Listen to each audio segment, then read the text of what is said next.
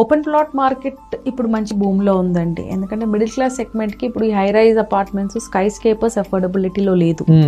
And మనకు తెలిసినట్టు city expansion ఏదైతే ఉందో, సిటీ మనకి ఎప్పుడు అవుట్స్కర్ట్స్లోనే ఎక్స్పాండ్ అవుతుంది. అవుట్స్కర్ట్స్లో హై రైజ్లో స్కై స్కేపర్స్ రావు కాబట్టి ఓపెన్ ప్లాట్సే సేల్ అవుతుంది.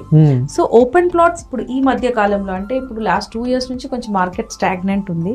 ఈ 6-7 months నుంచి బాగా ఓపెన్ ప్లాట్ బిజినెస్ పెరిగిందండి.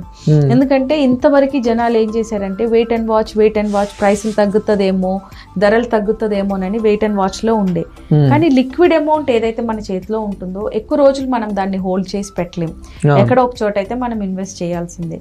ఎక్కువ బంగారం కొనలేము, మిగతా వాటిలలో ఇన్వెస్ట్ చేయలేము, ఎందుకంటే అవి అప్రిషియేట్ అవ్వదు. మనకి అప్రిషియేట్ అయ్యే అసెట్ ఏదంటే రియల్ ఎస్టేటే. సో రియల్ ఎస్టేట్లో ఎలాగైనా ఇన్వెస్ట్ చేయాల్సిందే డబ్బులు ఉంటే. ఇప్పుడు నా దగ్గర ₹1,00,00,000 ఉంది అంటే the best investment is real estate. So ఇంతవరకు పట్టుకొని హోల్డ్ చేసుకొని కూర్చునే వాళ్ళందరూ ఇప్పుడు దే స్టార్టెడ్ టేకింగ్ డిసిషన్స్ అనమాట. సో అపార్ట్మెంట్స్లో ఇన్వెస్ట్ చేయాలి అంటే చాలా ప్రైజెస్ ఎక్కువ ఉన్నాయి. హై రైజ్ అపార్ట్మెంట్స్లో చేయాలి అంటే అది అసలు మనకి ఊహించిన ధరలు ఉన్నాయి.